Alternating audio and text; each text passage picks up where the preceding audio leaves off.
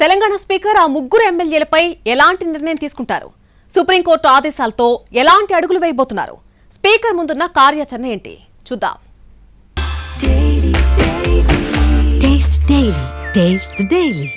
తెలంగాణలో పార్టీ ఫిరాయించిన 10 మంది ఎమ్మెల్యేల్లో 7 ఎమ్మెల్యేల అనర్హత పిటిషన్లపై ఇప్పటివరకు నిర్ణయాన్ని ప్రకటించేశారు speaker. Khairatabad MLA Danam Nagender, station Ghanpur MLA Kadiyam Srihari, Jagtial MLA doctor సంజయ్ల అనర్హత పిటిషన్లపై నిర్ణయం ప్రస్తుతం పెండింగ్లో ఉంది. అనర్హత పిటిషన్లపై బీఆర్ఎస్ ఇప్పటికే సుప్రీంకోర్టుకు వెళ్లింది. స్పీకర్పై సుప్రీంకోర్టు కొన్ని సందర్భాల్లో సీరియస్గా రియాక్ట్ అయింది. ఇప్పటికే 7 ఎమ్మెల్యేల అనర్హత పిటిషన్లపై నిర్ణయం తీసుకున్నట్టు సుప్రీంకోర్టు దృష్టికి తీసుకెళ్లిన స్పీకర్ ఇంకా 3 పిటిషన్లపై నిర్ణయం తీసుకోవాల్సి ఉందని అన్నారు. అయితే 2 వారాల్లోగా నిర్ణయం తీసుకోవాలని సుప్రీంకోర్టు స్పష్టం చేసింది. 3 ఎమ్మెల్యేల పిటిషన్లపై ఇంకా నిర్ణయం పెండింగ్లో ఉంది. వీటిపై వీలైనంత త్వరగా తేల్చాలని స్పీకర్ గడ్డం ప్రసాద్ కుమార్ భావిస్తున్నట్టు సమాచారం.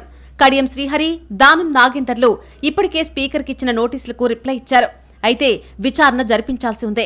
2 పిటిషన్లపై త్వరలోనే నోటీసులిచ్చి విచారణకు పిలిచే అవకాశం ఉంది. అటు బీఆర్ఎస్, ఇటు ఎమ్మెల్యేలకు నోటీసులిచ్చి విచారణ తేదీని నిర్ణయించబోతున్నారు. విచారణ తర్వాత ఒక నిర్ణయం తీసుకునే అవకాశం ఉంటుంది. మిగిలిన ఎమ్మెల్యేల మాదిరిగా కాకుండా దానం నాగేందర్, కడియం శ్రీహర్ల పిటిషన్లపై ఆధారాలను బలంగా ప్రదర్శించేందుకు బీఆర్ఎస్ సిద్ధమవుతోంది. కాంగ్రెస్ బీ ఫామ్పై సికింద్రాబాద్ నియోజకవర్గం నుంచి దానం నాగేందర్ పోటీ చేశారు. ఇది దానంకు మిగిలిన ఎమ్మెల్యేల మాదిరిగా బీఆర్ఎస్ లోనే ఉన్నారని చెప్పేందుకు కొంత అవకాశం తక్కువ చేసింది. కడియం శ్రీహరి కూతురు కావ్య వరంగల్ ఎంపీగా పోటీ చేసినప్పుడు కాంగ్రెస్ కు ఓటేయాలని ప్రచారం చేశారు కడియం శ్రీహరి. కాబట్టి దీనిపై ఎలాంటి ఆధారాలను బీఆర్ఎస్ అందిస్తుంది అనేది చూడాలి. జగిత్యాల ఎమ్మెల్యే సంజయ్ పిటిషన్పై విచారణ ముగిసిందే.